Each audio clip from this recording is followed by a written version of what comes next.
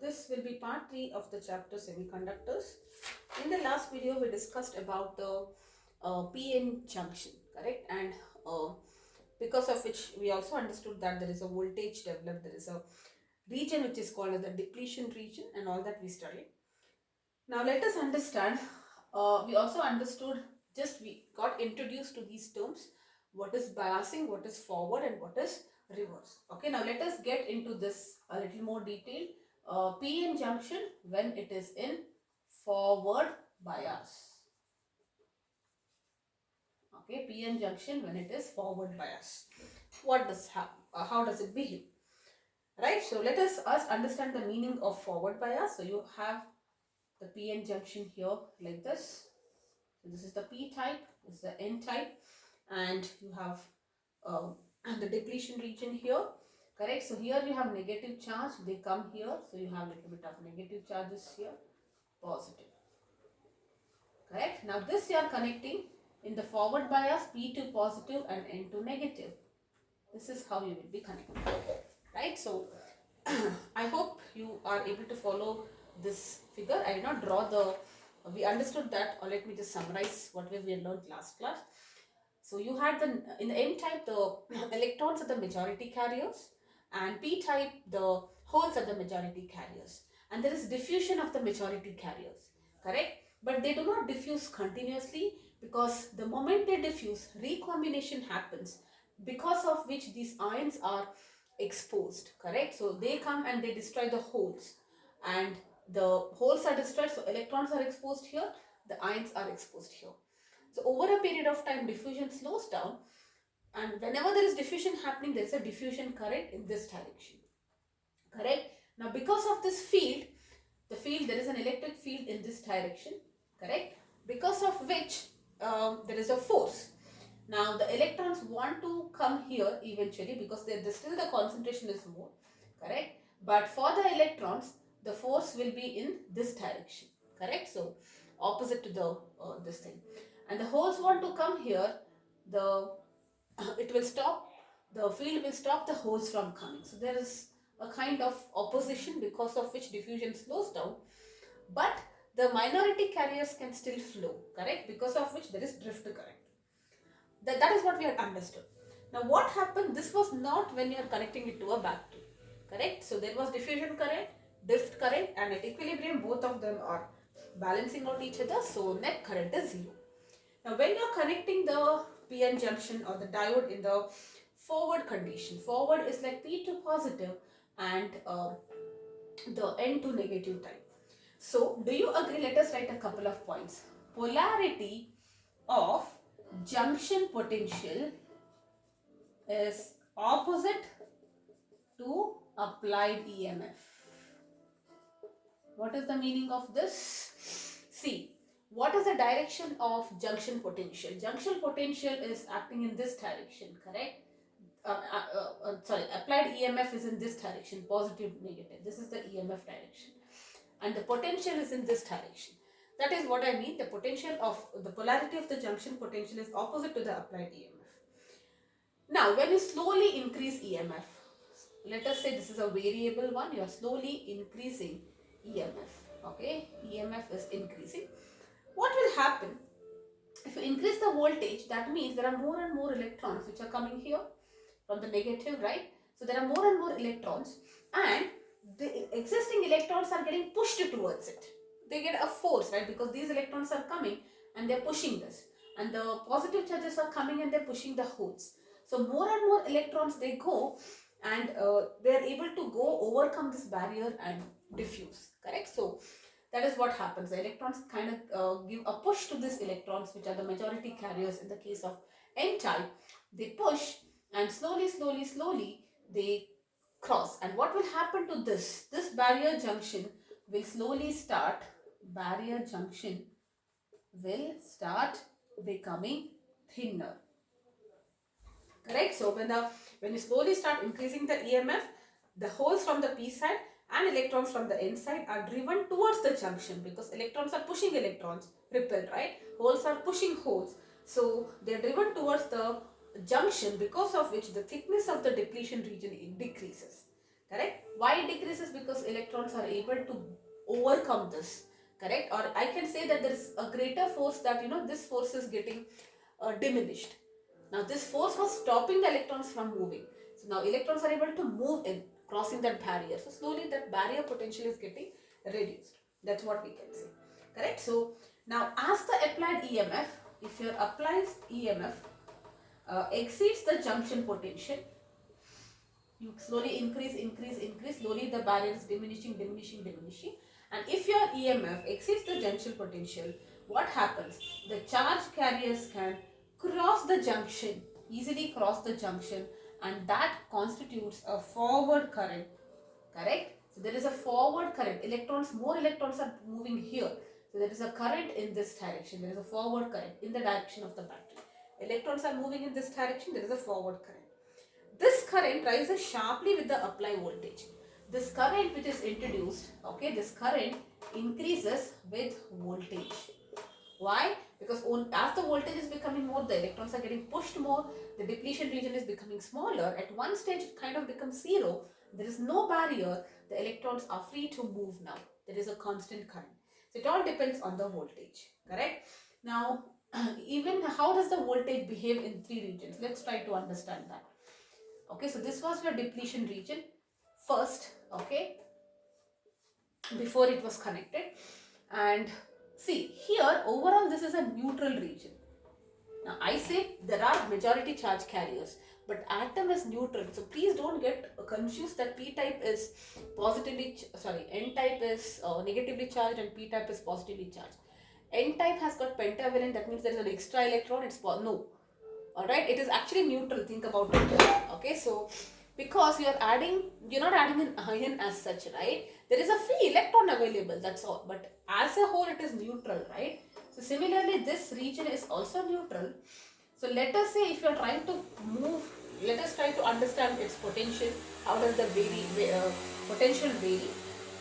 If you're trying to push this +1 charge, it is not getting affected here. So it will move with the constant velocity. But the moment it comes here, this is positive. Field is in this direction, right? So for the positive charge, it wants to go here, but the force will act in the opposite direction. The charge wants to cross this, but the force is not making it to cross.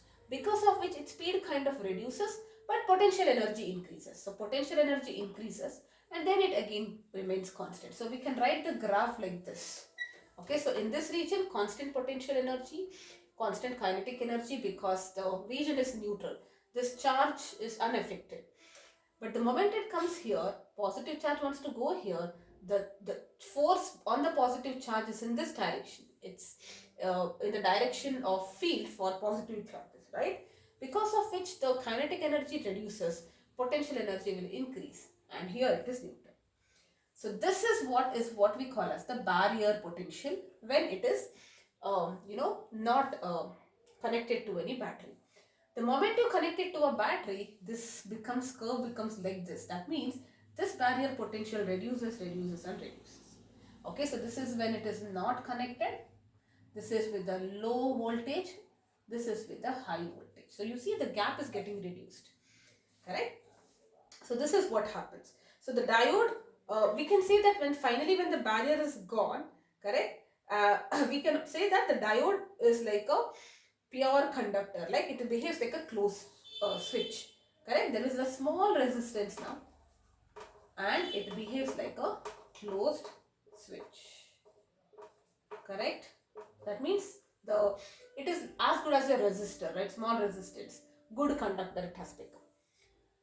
Alright, so this much if you understand, it's very easy to understand reverse bias. Alright, so what is this forward bias? Let's try to understand it again.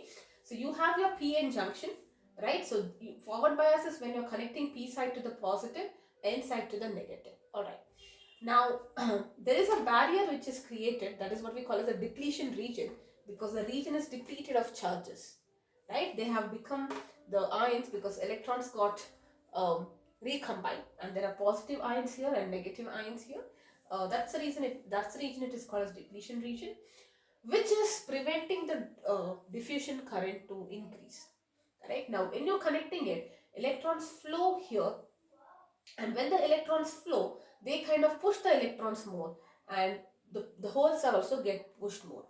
And in other way of looking at is that, they are trying to overcome the barrier potential, right? So the electrons can force themselves to cross this and go this side, and over a period of time this reduces, this reduces, this reduces.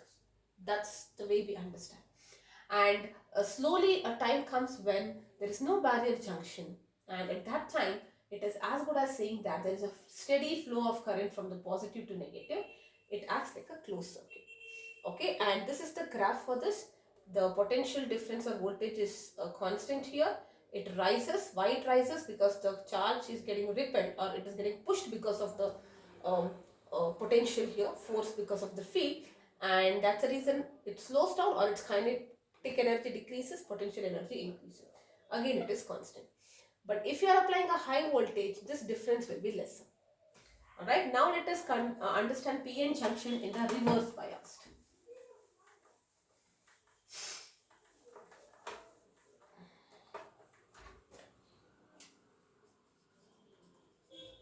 Okay, reverse bias is P to negative and N to positive.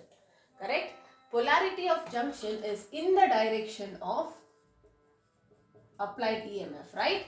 See, applied EMF is in this direction, field is also, if you look at that, field is also in this direction. Here you might feel it is negative, but when it comes here, it is EMF is also in this direction. Correct? Now, what happens when the applied EMF is slowly increased from 0? What will happen? The holes from the P side and electrons from the N side are driven away. Think about it. See, there are electrons here, correct? There are electrons and there are holes here. Now, electrons are coming here, right? And when the electrons, there is nobody to push it towards it, right? Because they are electrons, and here you have holes. So these electrons try to come here. There is no, if it was connected this side, the electrons come and they push the electrons more into it. They drive into it. But here there is nobody to push them. They are driven away. It is like attracting, right? Do you see that? There are electrons, there are holes. So the holes are trying to pull away all the electrons. The electrons are trying to pull away the positive charges, correct? Because of which the depletion region kind of increases. Do you agree? If the electrons are pulled away and the holes are pulled away here, there is more exposure of this, right? So the barrier is increasing here. Electrons are coming like this. There are positive charges. They kind of attract, right? So it is as good as the battery is drawing the positive charges, and this side of the battery is trying to draw or attract the current. Because of which they're pulled away from the junction, correct? Because of which, if the electrons are moving, what are getting exposed? The ions get exposed, and the barrier width will become thicker. Okay, that means there is the strength of the field which is created is more and more. So the flow of the current, the diffusion current cannot flow. Diffusion current is very slow. It cannot even flow. Already there was a barrier because of which it could not flow. Now you have made that barrier very thick. That's the reason the majority carriers which causes the diffusion current cannot flow.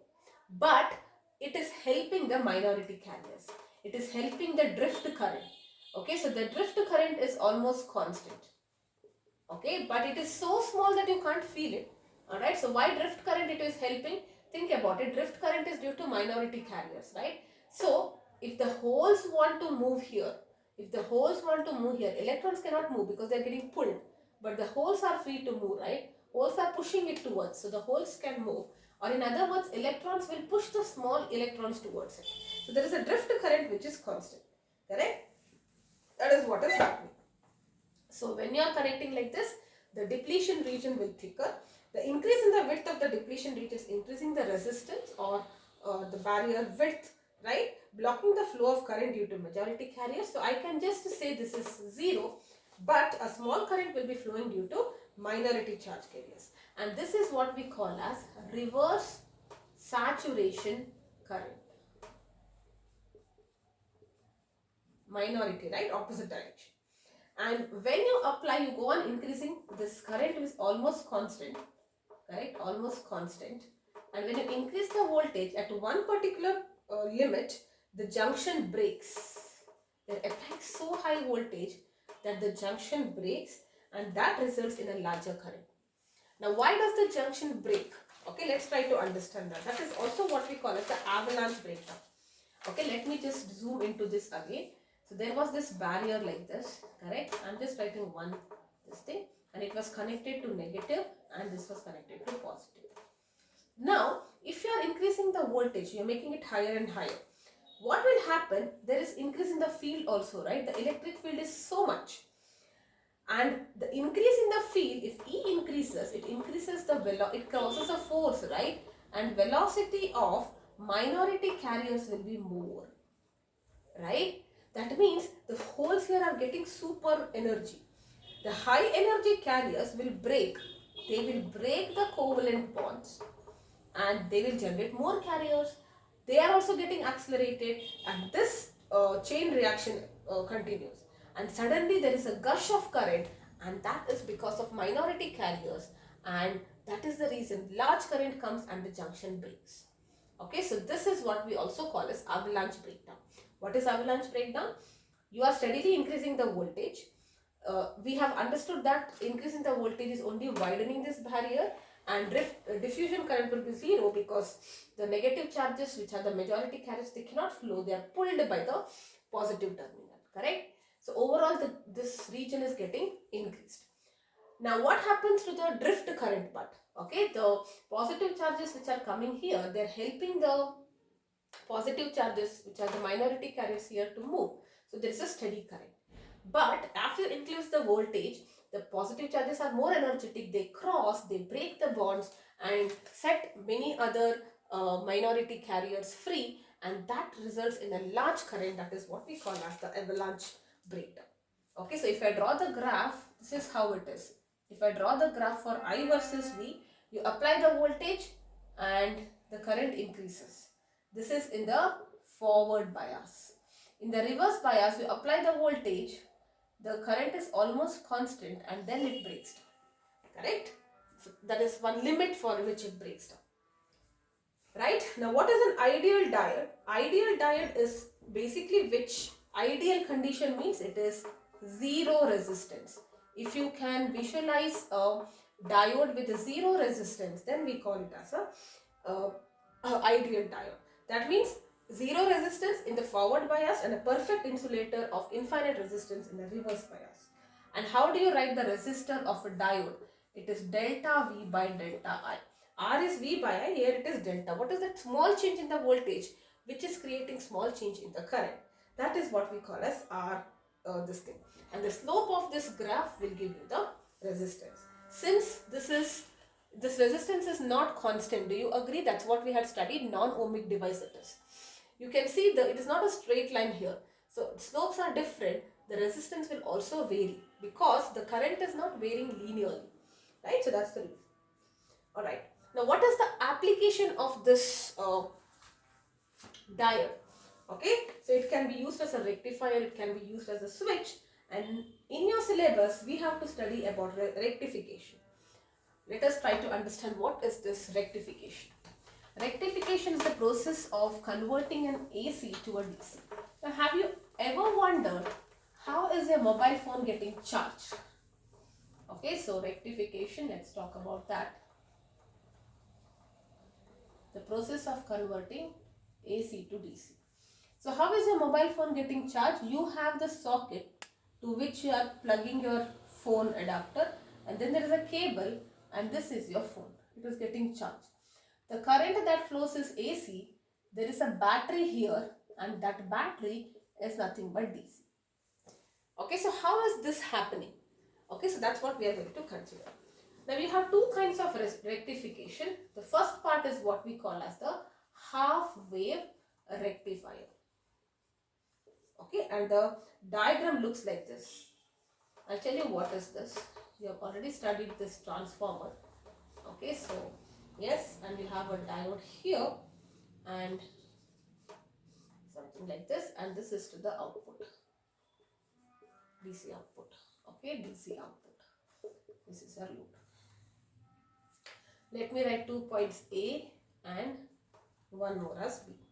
And let me name this as M and N just to know the direction. Okay, this is connected to mains. Now, whatever you get in the main, you know in India it is 220 volts. That voltage is too high for the battery. So there is a transformer which step down transformer which steps down this voltage to about 5 volts. Okay, so in that adapter, okay, there is a transformer which is stepping down the voltage. Alright, now the voltage is stepped down. Now, what will be the voltage here? V is equal to Vm sine omega t. You know this, you have studied this in case. Now, and this is alternating current, right? That means once the current is going like this, once the current is flowing like this, alternating, correct? So let us say first we will take our this direction, which is clockwise as positive. Okay, clockwise as positive. Now, when your current is flowing like this, it is like, you know, positive side is connected, right? So the positive side is connected to the P, and that means it's in the forward biased. So the diode is forward biased, and hence the current flows in the circuit. Okay. Now after within a fraction of second, there is change in the path. The current will now flow in this direction. Correct? And in this direction, B is considered to be positive. So when the current flows in this direction, it is as good as saying you're connecting positive to the negative terminal. And in that case, it will act like a reverse bias. Current will not flow. Okay, so how will be the output if the input voltage is like this? Because it's an AC voltage, the output voltage will be like this. It will conduct, it will not conduct. Conduct, not conduct. So that is why it will act like a half wave rectifier. Correct? So you are not getting alternating cycle, you are getting current, no current. Current, no current. Current, no current. Something like that you will get. Correct? Very, very simple. The diode shows only positive half cycle. It will not show a negative half cycle because in the negative half cycle, the diode is reverse biased and it does not conduct. Now there is a catch here. So much of energy is getting wasted, right? There is power flow, but you're not getting output here. I would rather get some output in this direction. I don't want in this direction. If I could get an output here, that means it reverses this. Then it would have been great. Otherwise, it's like, you know, half the energy is getting wasted. Half the energy is getting wasted. Right. So that's the reason what we do. We do something called as full wave rectifier. Okay. Now in the full wave rectifier, let us just try to see if this can act like a full wave rectifier. Okay. So if I add one more diode here, will that serve the purpose? Let's try to analyze. In the positive half cycle, this is forward bias. Okay. And this is reverse bias, right? That means no current will flow in the circuit at all. Though it is forward bias, you'll be like this current is flowing, but it is not completing the path because this is like an open switch now, right? And in the so in the positive cycle, basically you're not getting any output. In the negative cycle also, this is forward bias, no problem. But this will be reverse bias. Again, it is open circuit, so you're not getting any output here. So then, how should I change? We do something called as a center tap transformer. The load is not connected here. Okay, so because if I directly do the connections, it is not serving me any purpose. Okay, so this is how you make the modification. You are having two separate circuits for the same point. Let me write M and N, A and B. Now let's talk about positive cycle. Okay, so in the positive cycle, okay, positive cycle, A is forward biased, correct? A is forward biased, and here this is reverse biased, right? So A is forward biased, positive with respect to the point B. So I'll write it as diode 1 and diode 2. So diode 1 is forward biased and D2 will be reverse biased, right? Because what happens in the positive cycle? The connection is like this, right? This is how it is continuing, and here it is continuing like this, correct? Reverse bias. So that means what will be the output? If this is the input for the first half cycle, this is the output. This output is because of D1. Now, let's talk about negative cycle. In the negative cycle, it will flow like this. Okay, this is negative cycle. So D1 is reverse biased, but D2 will be forward biased, right? How is it flowing? Look at that, positive, positive. Because of which I will get output here also. Again, I will get output here because in the next, again, the thing will continue. Correct? So the diode allows the current to flow only in the positive direction, and I am not getting the negative wave here. Correct? So that is why this will act like a full wave rectifier. This is more efficient, 80%. That was just like 40% efficient. And also remember the average voltage. Average DC voltage for a half wave is 0.318 times Vm, and the average output here is 0.636 Vm. It is double, right? It is more efficient because you're getting something here also. Makes sense, right?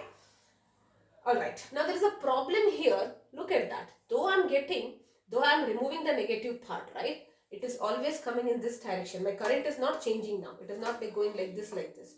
The output current is varying, but right? It is in the one direction only, but it is increasing, decreasing, increasing, decreasing. Correct? So in the full wave rectifier, the pulses are continuously placed, and the voltage across the load resistance is not steady. The voltage is increasing and decreasing. And sometimes we want a constant current, constant voltage.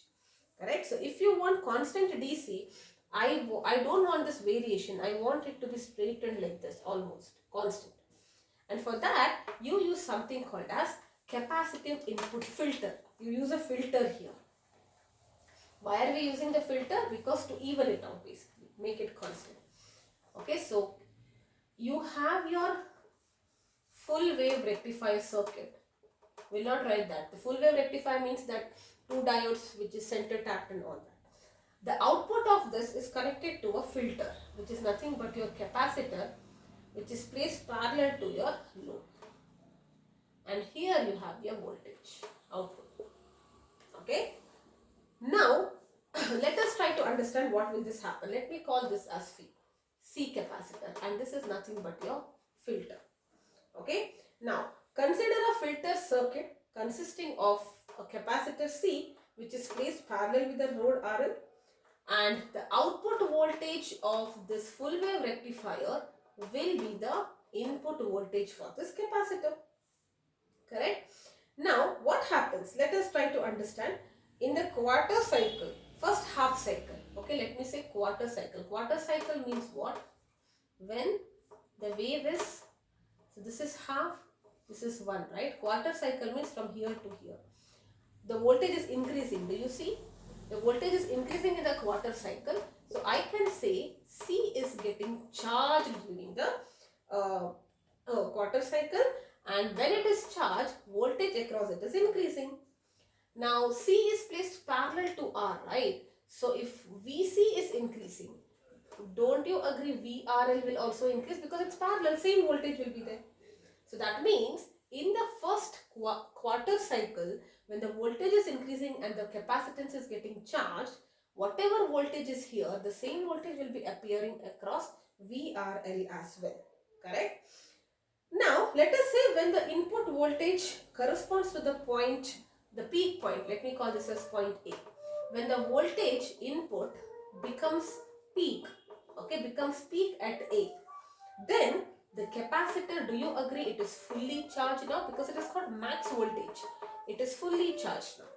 Correct? Now, next quarter cycle, let us talk about what will happen during this cycle. So, in the next quarter cycle, okay, next 1/4 cycle, the voltage is reducing, the input voltage is reducing, but the capacitor is at a higher voltage. Okay, let me write it. Input is reducing, but capacitor is at a higher voltage. Correct? Because it's now fully charged. Correct? And since it is at a higher voltage, it now starts discharging, and because of which it is trying to compensate this loss. The input voltage is trying to reduce and capacitor is getting discharged. That means it's supplying voltage. So it kinds of leverages like this. Correct? So instead of constantly coming down, like this, it kinds of comes like this. Getting it? This is what happens. Let me repeat this statement. So first quarter cycle, capacitor is charged. When the voltage is full, it is fully charged. Next quarter cycle, input voltage is reducing. Correct? But the capacitor is at a higher voltage. It discharges and reduces the rate of fall of the voltage. Thus, the voltage will fall by a small value instead of a sharp fall. Correct? So that is what happens. Now let us understand in the third quarter cycle what will happen. So you have come till here, third starts here, correct? Now third cycle, what is happening? Again the voltage is increasing. If you are talking about the input, voltage is increasing but in the negative direction, right? In that case the capacitor is again getting charged, correct? And it will become maximum charge and the process will repeat. So how is the output you will be getting? You will be getting output like this. This is a full wave, right? See, expectation was like this, right? It is not like it is like this, sorry, yeah. This was the input now. The input is not your regular because you're connecting it to a full wave. So in the first cycle, it increases, becomes peak, and instead of reducing, since the capacitor is discharging, it will kind of become like this, correct? It will become like this after capacitor. Now again, it increases, it charges, discharges, charges, discharges. So you're getting almost a flat line like this.